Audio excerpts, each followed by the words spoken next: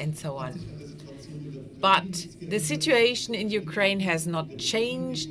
The war in Ukraine is continuing. The situation in Russia, the Putin regime still has the power in Russia, and this is what we'd like to talk about today.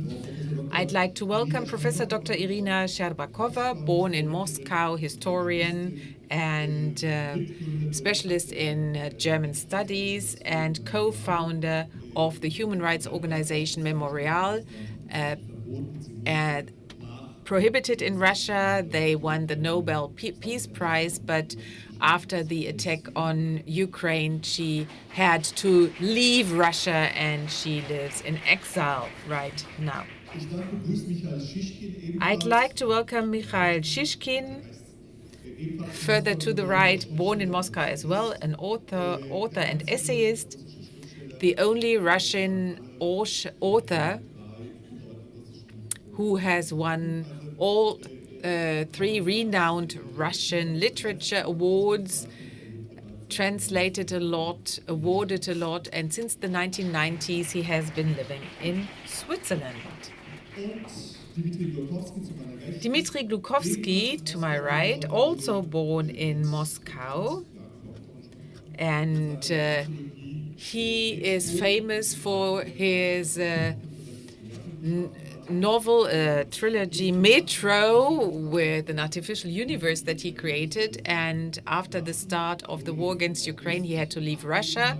In August, well, he wasn't present, fortunately. He was sentenced to 8 years prisoners camp, and maybe this is also a kind of award for his activities as an author. And, of course, on the very right-hand side, only geographically speaking, Claudia Roth, you know her, born in Ulm. And she worked as a dramatist, as a manager of a band. Then she became a politician since 2021. She has been Minister of State for Culture and the Media. A quite complicated title. So a very warm welcome to you as well, Claudia Roth. I'm Deniz Yücel. I'm a journalist. And normally I work for the Welt newspaper, and together with Eva Menasse, I'm a spokesperson of PEN Berlin, and together with Frankfurt Book Fair, we have the honor to host this panel with these wonderful guests.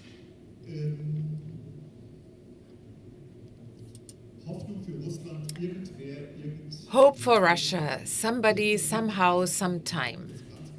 I'd like to try, I don't know whether I will succeed, but alongside these 3 questions, I'd like to put this in some order. So let's start with somebody. Well, an excerpt from great Russian literature. If there is one novel that can survive mankind, it should be Anna Karenina by Tolstoy. The novel starts, you probably are familiar with this, all happy families are similar to each other. Every unhappy family is unhappy in their own way. Ms. Sherbakova, maybe it's the other way around for political system, that you could say every democratic country is similar. All autocracies, no, sorry, that was wrong.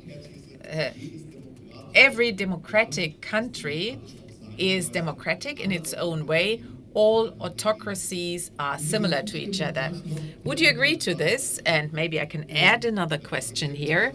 When it comes to somebody hope, can there be hope for Russia after Putin to be able to get out of this autocracy?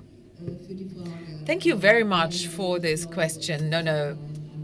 I think it's sometimes the other way around regarding today's dictatorships, and especially this Russian dictatorship. In this context, I think it explains this difficult understanding that it has taken so long up until in the West, in Germany, people started to understand where we are heading with Putin. It's a postmodern, it's a hybrid dictatorship. It's like a chimera from different parts. And for quite some time, a lot of contradictions in politics. With one hand, we accept the victims of Stalinism, of terror, and with the other hand, well, we have Lenin lying in his mausoleum. And, these illustrious examples, postmodern examples, and let's think of the renaming. Leningrad now was called St. Petersburg, but it's still part of the Leningrad region. And this is really very symbolic when you think about the system or the regime and the lack of uniform ideology. I think this really brings about this illustrious picture. Maybe one last sentence here. Very often you compare it to old times and you say it's similar to Brezhnev, it's something is similar to Stalin. Yes, we see some details here and there. I mean, a dictatorship is a dictatorship. It abolishes freedom, and so they are similar on the one hand. On the other hand, however, still,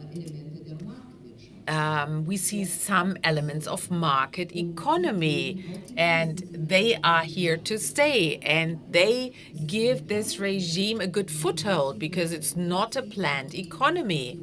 So they want to fight sanctions, and they do so quite successfully. So the question is more complicated than it looks at first sight. Maybe a follow-up question. You said maybe Stalin's era, Brezhnev's era, then Gorbachev, he changed the situation a little bit. And then, Gorbachev maybe turned everything upside down. But my question here would be, is it possible, what do you think, that the next Gorbachev or the next Khrushchev comes from this apparatus? Or do you think there is nothing, there is nobody you could use as a new start? I'm a historian, and my subject is the past, not the future. And this is rather difficult. All this is mere speculation. It does not mean that we should not reflect all these scenarios, but what comes down to is that all these are speculations. Russia is different. It's not a Brezhnev regime. I alluded to the elements of market economy. This is quite important. It is quite important that in the old political party system, at times of Brezhnev, people didn't have a lot to lose, people who had the power. And the best example maybe is Honecker. Honecker, I mean, what he had, that's ridiculous compared to what Putin and people surrounding him have. They will defend this. They will definitely defend this. And this is a very serious fact. Maybe I can add something else. At the moment, there is no other chance for Russia when it comes to the far future or whatever than losing the war against Ukraine. If this does not happen, the picture is really bleak. Dmitry, your last essay, Stories from My Homeland, this is the last one that was translated into German. You learn a lot about Russia. It's quite entertaining, but we don't see reason for hope. At least when I read the book, I didn't see a lot of hope. However, I read it about 10 years ago. But there was a protest movement against Putin when he was accused of manipulating the elections in 2011. You were involved, weren't you? Yes. So What about the people who protested at the time? Why did the protest movement disappear? Or do you think there is hope that maybe new protest will develop, that maybe can topple the regime? Well, what I think is what is happening between Russia and Ukraine. The reason here is that Russia did have a future. There was a generation that only wanted freedom, wanted to have a normal life. And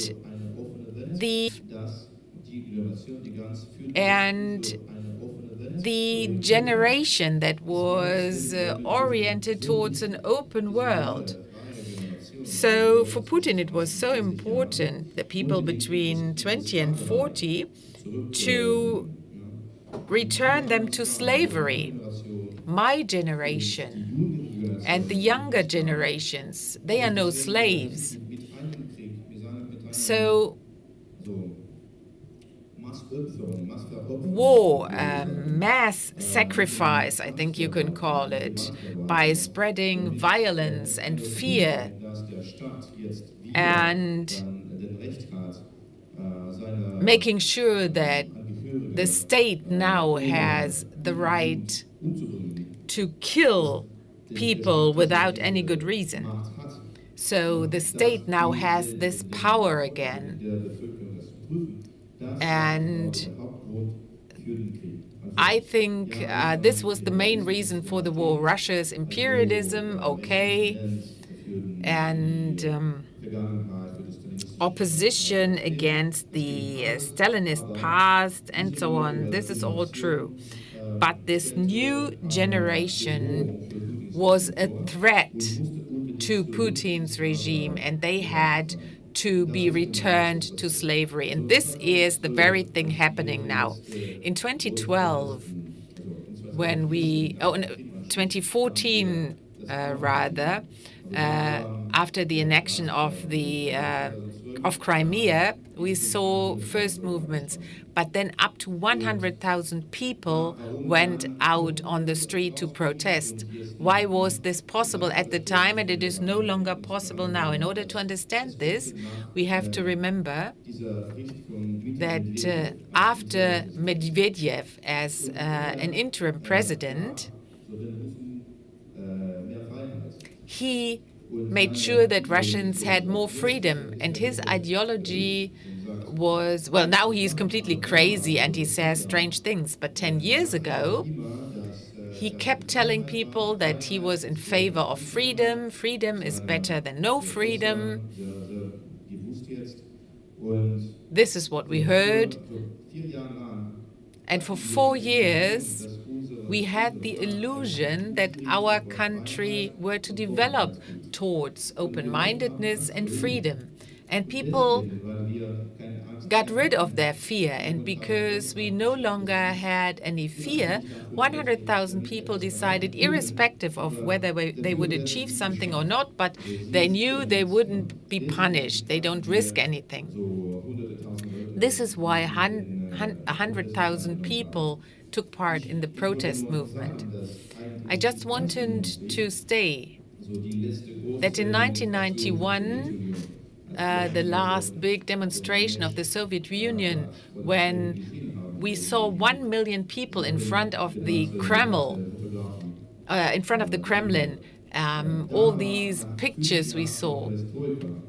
After 5 years of perestroika and liberalization, at the time, in 1985, Gorbachev allowed us, the Russians, the Soviet people, to criticize those who had the power. And during the 5 years of liberalization, perestroika and glasnost, we lost our fear. Now with Putin, the fear is back.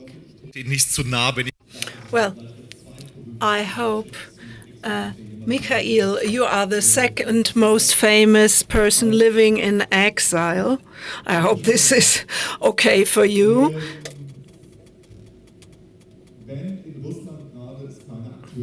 if there are no real players in Russia supporting a democratic process or initiating it, what role can dissidents, intellectuals, artists play living in exile? We know some examples from other countries, maybe even from Russia, that persons living in exile have tried to construct something. Or is it that Putin is glad they don't live in Russia anymore? They are away from his feet, they are gone, so they cannot be dangerous to this regime anymore, to his regime. Frau Sherbakova, you can say something in a moment, maybe Mikhail first. Can all of you hear me okay? That's good. I think, let me start with the fact that 1 year ago I sat here with Irina on this stage on the Agora space, and I was hopeful. I was not able to imagine that 1 year later, well, it was bad back then, but I thought it cannot be worse. But a year has passed, and what will be next year? To me, it's like what we see in Israel and Gaza. This is only the beginning. 1 year ago, for most Europeans and Americans, this war between Russia and the Ukraine was somehow a far distant space at the border between Russia and the Ukraine. And now, with the 7th of October, the war is here. It's everywhere. And that so-called local conflict between Russia and the Ukraine has become even more distant. Because what we see now and hear is what has come here, the war. In Switzerland, the protests, the Palestine were banned in Basel and Zurich.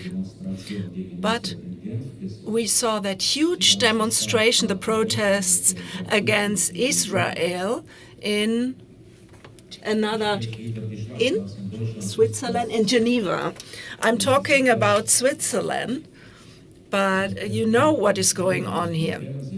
The war is not happening on TV, but in the streets. And for the people here, this is more important than Russia and the Ukraine, or the Ukraine. So the role of the people living in exile, the dissidents, I'm coming to that, but for us, the excellent Russians living in exile, to us, Israel, of course, many Jews come from there, from Russian origin, and they relate to Russian culture and origin and the Jewish culture as a world culture. A couple of months ago, we did projects together with our friends in Israel, and now they are all endangered. And of course, we are against terrorism, but no one knows how to act. We have experienced what happened in Chechnya, and a soldier, I think 20, 25 years ago, said something. I have killed Chechenian children so that they don't grow up to become the murderers of my children when they have grown up. So obviously there are conflicts that cannot be solved. We were hoping for peace in Israel. We have been doing so for generations. We hoped for democracy in Russia for, let me say, centuries. Will we see it ever? I am sure sometime peace will come to Israel and democracy to Russia. But in the foreseeable future, it has to be like this. Memorial, that organization has to return to Moscow, not in the role of the small organization that names streets and tells stories, but as an organization that carries out the Nuremberg trials against Russia, investigating the crimes of war. Will we ever see this? Well, now the creators of culture in Russia are very scared, what Dmitry said before. They can only be silent or sing patriotic songs. Russian culture can only be created and exist in exile. So what can we do? How can we maintain Russian culture as a part of the world culture when we go back to Russia? In being in Russia, you have to be prepared for everything, even for the good things. Mikhail, can I ask you if there's no hope there? Please be brief here. If there's no hope in Russia, can opposition living in exile take on this role, or is Putin actually very comfortable with the fact that all of you live abroad? Well, talking about the people living in exile, we have to distinguish between the ones who work in culture and the ones who just live in exile. The political culture has many fights here. They have huge problems to get in touch with each other. I don't know if they fight against each other or more against Putin's regime. Unfortunately, we have to say. I'm not hopeful on these political positions of those who live in the West. To me, it's more the cultural opposition here in the West.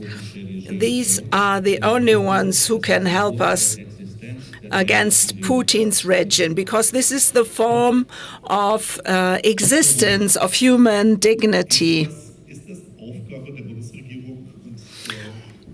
Frau Roth, is it the task of the Federal State Secretary for Culture and the Media, is it your task actually to support the cultural forces, the political and democratic forces? And if yes, I would like to understand, how do you do it? How does the federal government in Germany do it to support the people? Deniz, if I may, I just want to answer in just one sentence to what Mikhail said. I think all of us see it like this. The world is tortured and formed by conflicts, wars, unlimited violence. And the 7th of October is a day when this unlimited violence, these barbaric actions have taken place in a way we just cannot imagine. And I'm saying those who murder children, rape women, kidnap families, who, like the Hamas, also kidnap Palestinians, not only Jews, but also the Palestinians. They kidnap them, take them hostage. Who does this? Sacrifices this to barbarism, and we lose the foundation of humanity here. And like our previous speakers have said, there are no ifs and buts. They are our friends. Just think of the music festival Supernova. They are our friends, and they were hunted, they were attacked, and we have to be very clear in pronouncing on which side we stand. And I really don't accept it that in our streets, on our marketplaces, this barbarism is celebrated. There is no argument in the world for this action. Everyone has to take a clear stance here. And secondly, we are at the book fair here. We talked about the value of reading. So just let me put this into context, and then I'll answer your question. But Irina described it.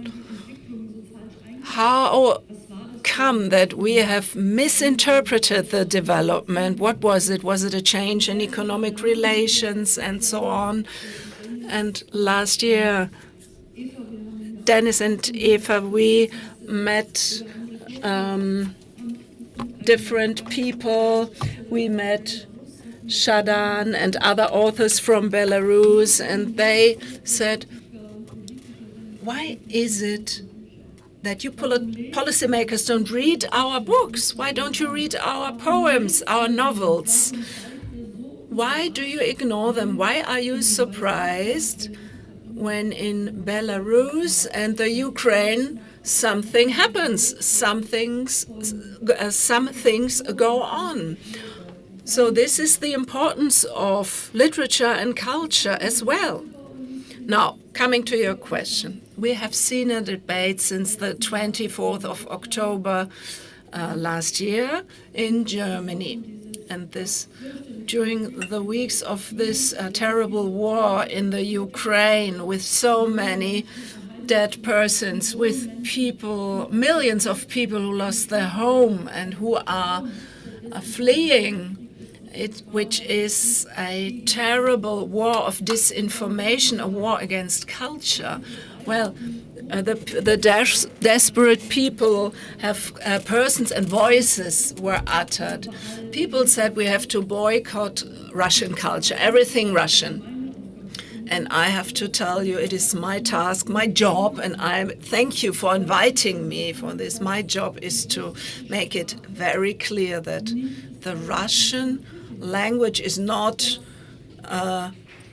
does not belong to Putin. He's not the owner of it.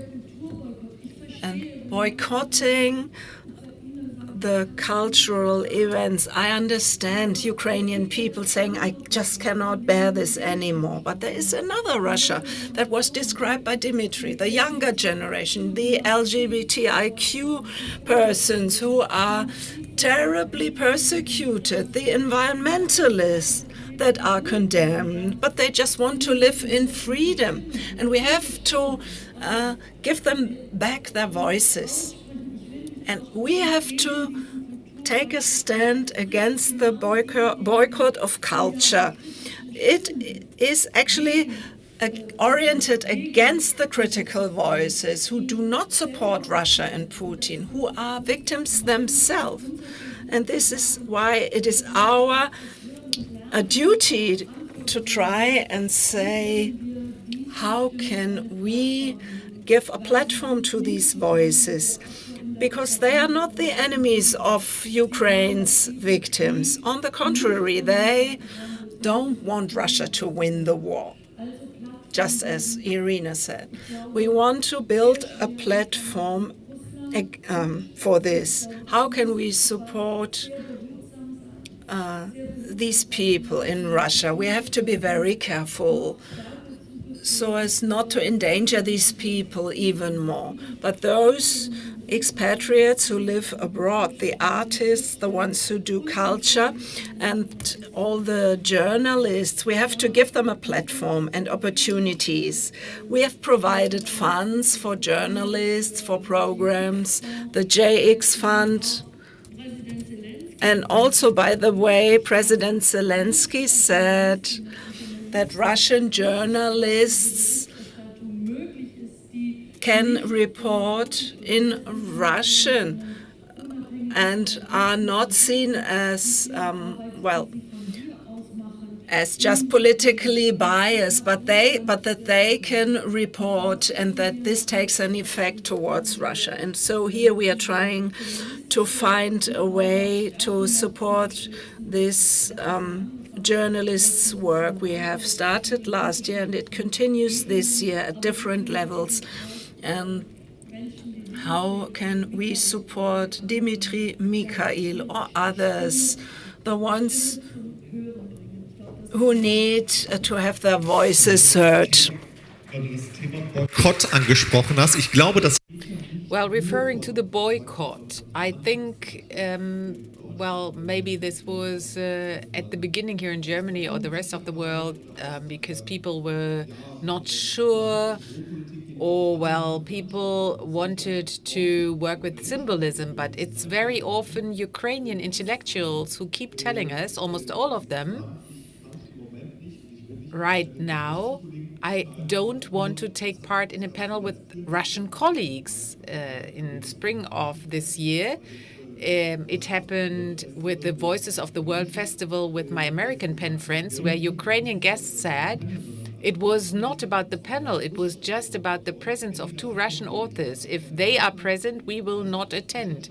So PEN America took the, I think, wrong decision to tell the Russians not to come. So, well, we are sitting here with three people who were born in Moscow. We cannot change the situation, but we can do something. We as PEN Berlin do so in direct discussion with our Ukrainian colleagues.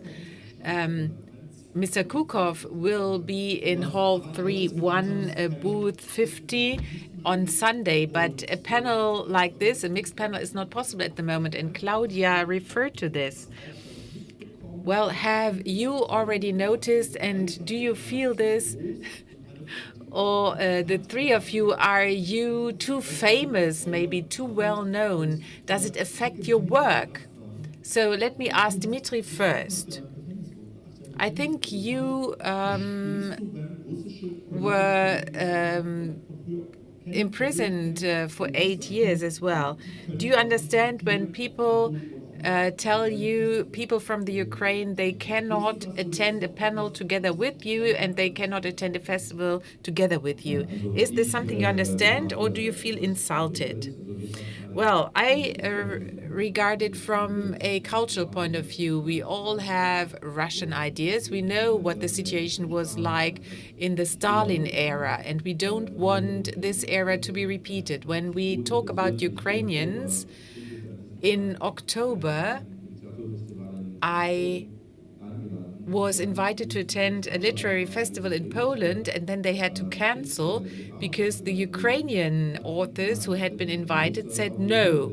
If there is a Russian author on stage, we cannot attend. And I said, I understand this, because in Ukraine they are under a lot of pressure from society who say, you must not attend such a panel because our soldiers are fighting at the front, and this enemy, of course, I am not an enemy, but I am Russian, I have a Russian passport, and so on. So for them, this is not acceptable. This was, well, funny.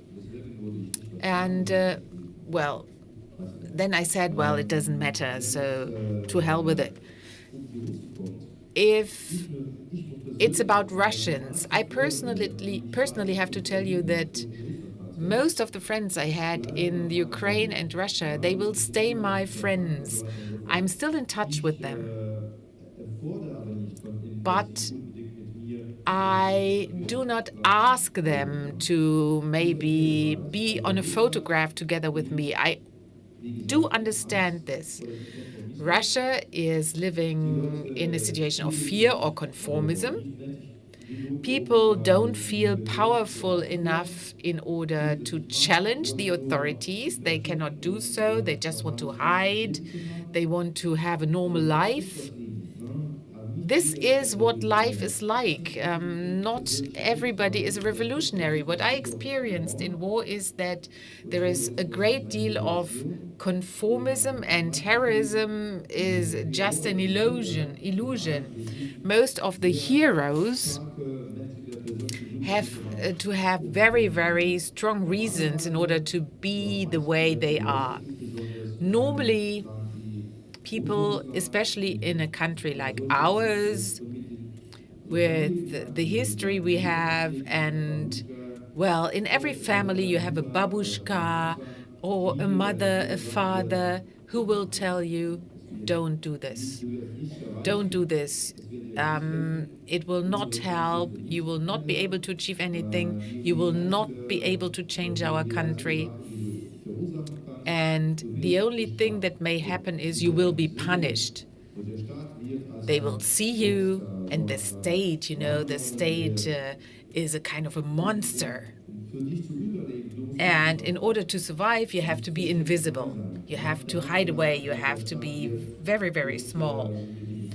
And then maybe, the state will eat up the whole population apart from you because they don't see you. So this is how Russians try to survive. Or you join forces with the power. What I really appreciate is that for 10 years, we have heard propaganda about war, fascism. I mean, Russia now is a fascist country, I would say. And Russians still are quite lazy, quite slow when it comes to turn into fascists. I mean, there are not so many volunteers in our army. 10,000 in a country with 140 million. We don't have these groups of black shirts marching through the streets, similar to the SA in Nazi times. And the mobilization that took place, well, this was only necessary because nobody wanted to volunteer.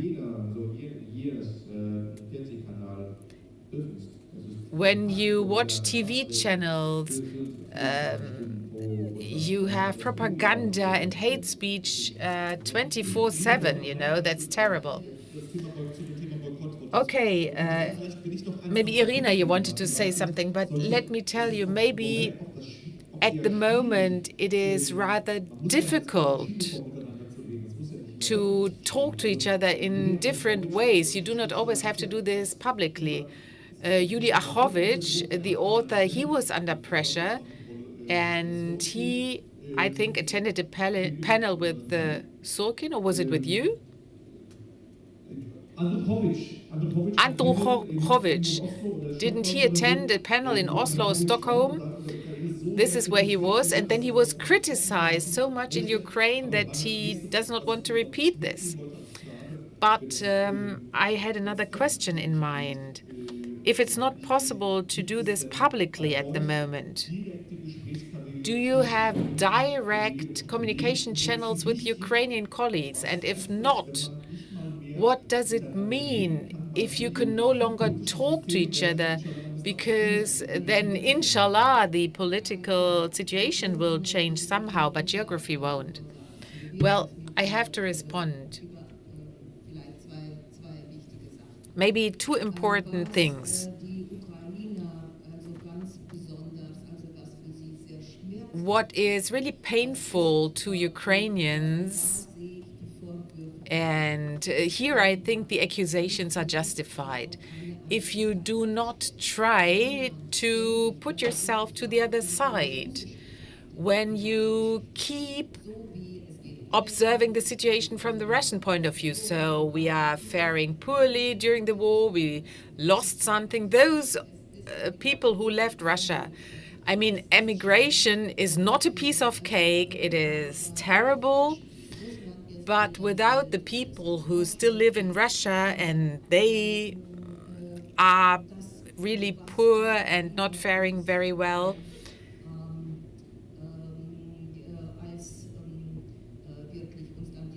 but Ukrainians, they are accusing us not only that we did not fight hard enough against Putin, which is the absolute truth, because for quite some time we have been reflecting about why and when these red lines were crossed. What could we have done against it? What about the opportunities Dmitry mentioned that you did not seize? It's a tragic, an unbelievably tragic situation. But it is even more tragic when you look at it from the Ukrainian point of view. And maybe this is missing. And this kind of empathy is missing. And I think what Ukrainians feel is justified. That's one thing. The other thing, however, is that we as Memorial, we have a privilege, and it's a human right privilege that together with our Ukrainian friends, colleagues, and partners, we have been working with them throughout all these years. And this definitely started in 2014 with the annexion of Crimea. And I would like to mention an important example. Memorial was founded newly. It was liquidated and then it was refounded as a network of several organizations. And one is represented here in row number 4. And this is the human rights group of Kharkiv, Yevgeny Sakharov, who just came here.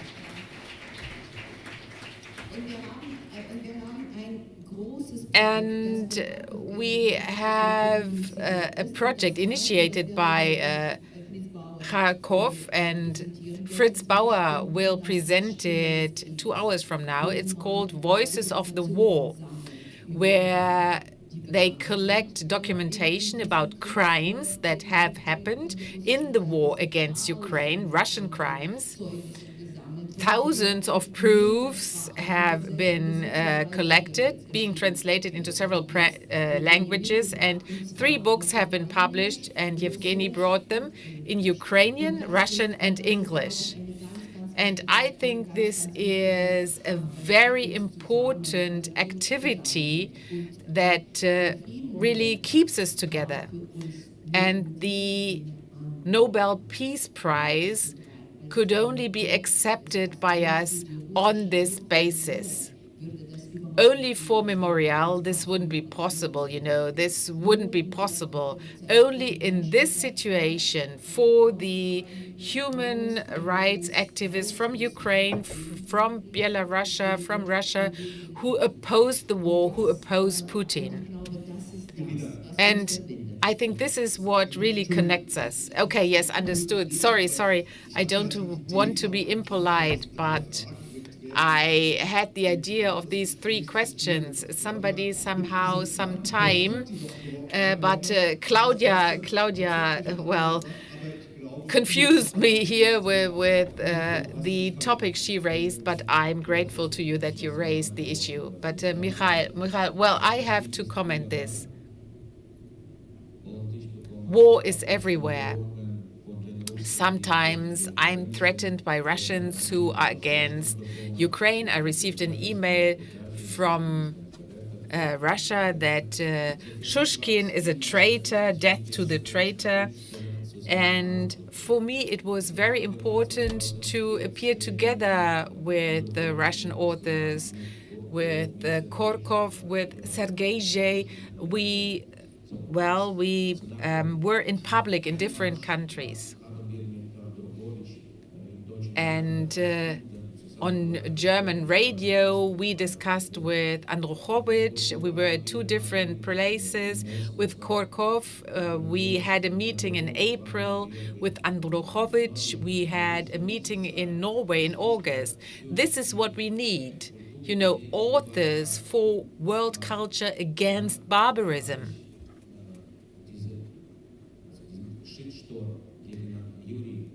And then I saw the shitstorm against Yuri on Facebook.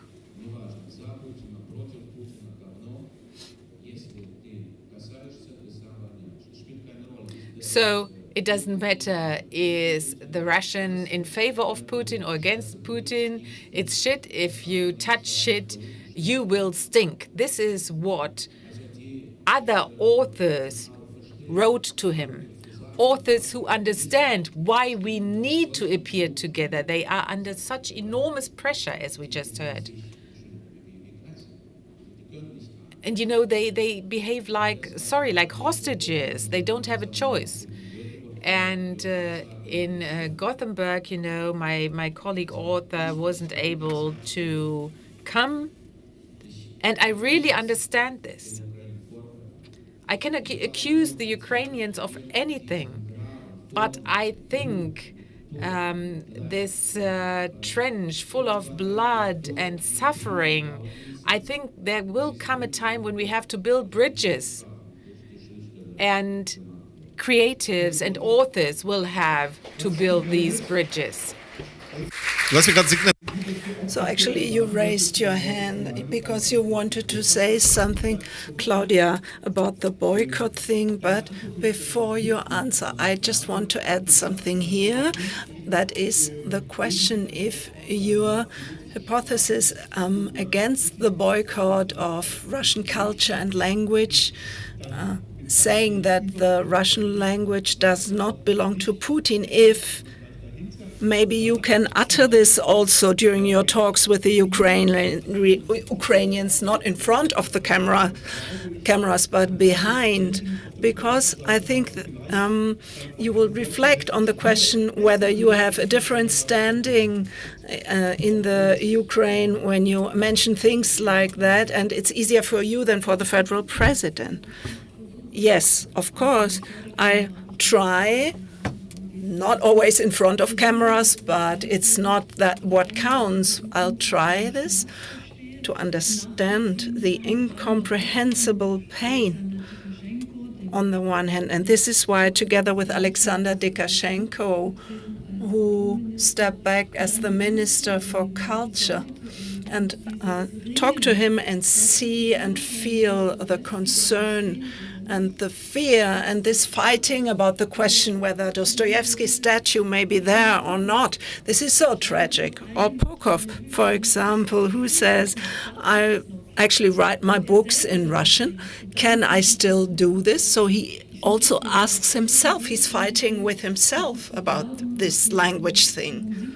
And wherever possible, I try to promote this. There are Russian, Ukrainian artists, Palestine and Israeli musicians in a special orchestra who play together. They say music is our connection.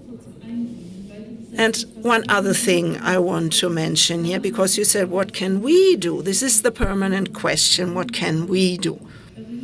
In my area, memory culture and policy making with memories in mind is very important. And I think it is also important that we take up our historical responsibility that towards Russia, that we don't forget it. We as Germans, during the NS terrorism times, we have caused unimaginable terror, and we should not forget this when we talk about Russia. There is a different type of responsibility here. It is a responsibility to cooperate with people like Irina, because Memorial has been the most important archive collection on Nazi crimes, on forced labor, with statistics. In your memorial archive, you keep the files and the names of the forced laborers. And this is so important in our work about historical events. With this, we can win credibility, also in the face of this brutal, malicious revision of history that Putin carries out. A brutal revisionism of history, of historical facts. There are entities in Russia, players who want to carry out an open discussion about Russian colonialism internally, which doesn't play a role here. So we have to look at the question how we can support and promote them, because they are our friends. Well, we have to take a look at the clock, but I think we can go on for maybe 2 or 3 minutes more. Somehow we talked about different issues, and I have to skip them. I noted it down, but I would like to come to the sometime. Irina, you said you're a historian. You want to look into the future. And can you do this also from a qualities point of view, there is a debate among writers. Sarat Ilepin, who was read in the country as an important Putin critic and writer. He said on the question what has made him to become a Putin critic, but who was a commander on a tank beforehand, he said it was the Pushkin theory that has changed his mind. In his bookshelf, I know that he has very different works. He saw Pushkin and he reads them, and he's I don't know if this will fill a whole symposium to a different extent, stand precisely and worked on the ideology in Russia, maybe also Maxim Gorky, but especially Pushkin. And I know my question was a little longish, but Dmitry, can you answer very briefly? Would you agree with the question that democracy will only be in Russia if Putin has been chased away, but also the statues for Pushkin, not only in Kiev and Kharkiv, have been destroyed? Democracy only if the memorials for Pushkin will be taken down. I don't mean to burn books here, but that he is taken from his heightened position, and this ideology of the great literates will be revised. Well, I don't agree actually with this Russian culture and Russian ideology debate. The Russian culture, in particular literature, was originally on the side of the simple people, on the population side, and is particularly because of that the power, those who are in power want to recruit and pamper authors. And the Russian soul was sold to the devil in order to get at the power, is what they say about Putin, so that he gets at the power. And the power has always tried to pamper Russian cultural workers, performers, sell their souls and have them close to them. But usually we see a lot of compassion here for the simple man who is manipulated and exploited by the ones who are in power in Russia. We see empathy from movie directors and producers and so on. But so I don't agree with that position. Usually the culture is on the side of the simple man, of the persons, and this is why the ones in power try to buy cultural performers and writers. And now the political power is expanding towards movie making, theater productions. Literature seems to be a little more independent because literature is read by so many people in Russia, by men and women. So it is more important to control YouTube channels and cinemas instead of literature. I didn't mean the literature, the contemporary literature, but more the classics from the past. Well, I think the Russian literature is humanistic.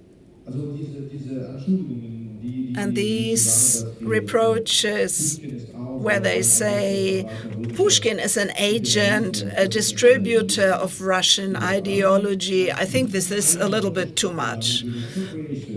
Cultural appropriation is done here.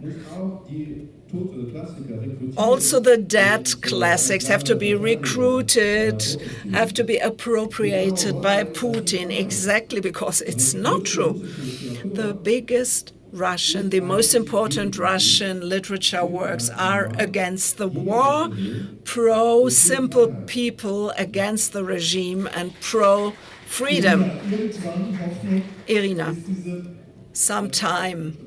Hope for Russia. We had the relation between future and the past. How many of these things, or can we say that this dealing with the past, is this a prerequisite to bring democracy to Russia? It started about this tackling with Stalinism under Gorbachev, and now we see a regime that, in a very bizarre way, seems to refer to Stalin, to the Tsars, and the other big Russians. Well,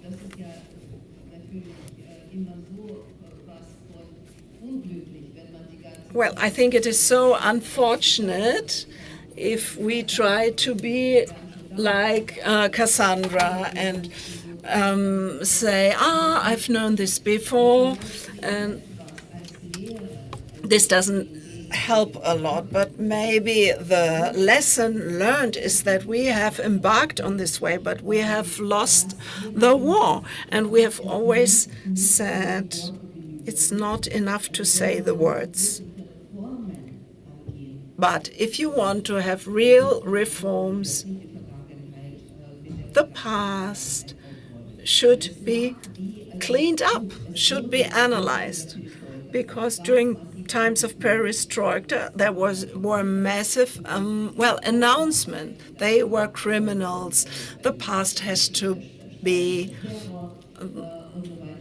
not revised, but investigated, and Stalin's terror and so on. But on the other hand, when we founded Memorial in '89 at the peak of perestroika, we expected that this process and the opinions were shared here, that many people had the same view, but that the process was only about to begin, and the Manchester process, all the nomenclatura started in the past, the whole system, and that had to be cleaned up, so to speak, but it did not happen. Only at a very small extent, and many elements of this system have not been reformed. And then there was no option to go back to this point. And Stalin actually was never sentenced or condemned.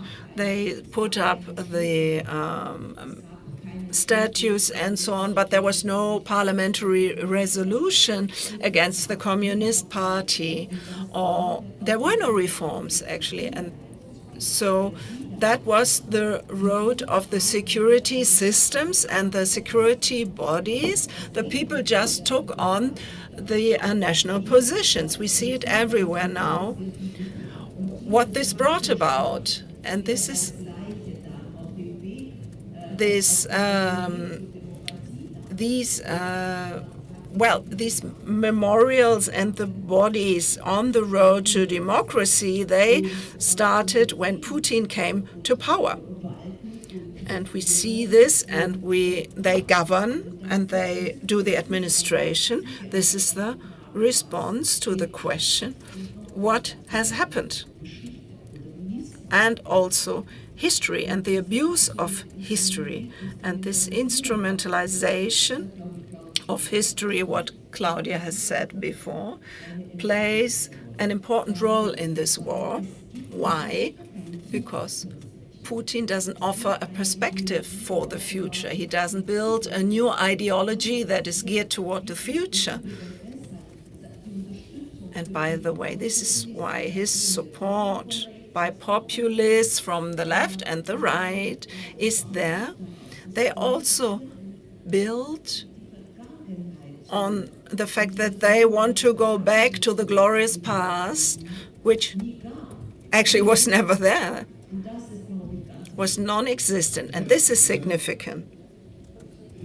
Mikhail, let me ask this last question. There is a passage in your novel of the war in Donbass And there is this sentence in the newspaper. The first page says, or talks about the news, and on the last page you have the crossword. So this everyday life seems to continue in Russia.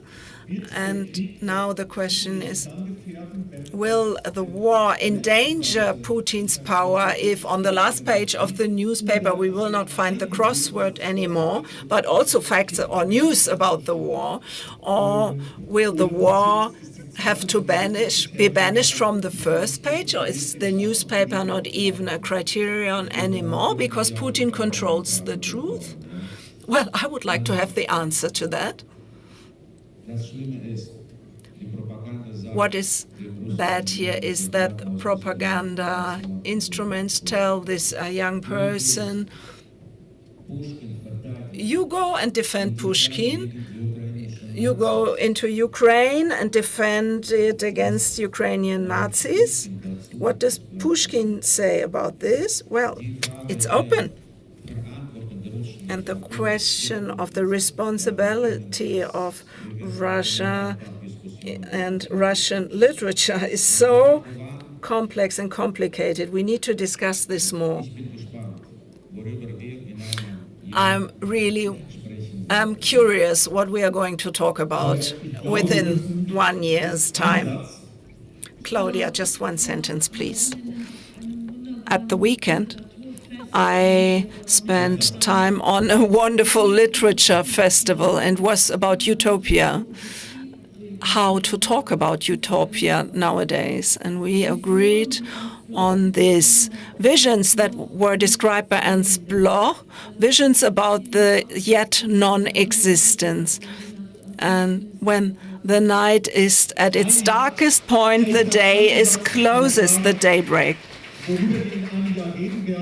The break of dawn. And what we are going to talk about within 1 year's time, I don't know, but a year ago we talked about Xinjiang Azadi. The Iranian liberation movement had just started. That was a big topic on the book fair 1 year ago, and we had a wonderful event at the beginning of this. This is something we have to mention. The situation in Iran is what it is, and it has somehow vanished. It's not important anymore, but I would like to end this panel informing you about an event at the Penn Berlin stand, a smaller panel, but also with interesting speakers. 2:00 in Hall 31K50 is the stand about the events in Iran. And let me just inform you about this. I would like to thank my guests and thank you for your attention and wish you a nice book fair.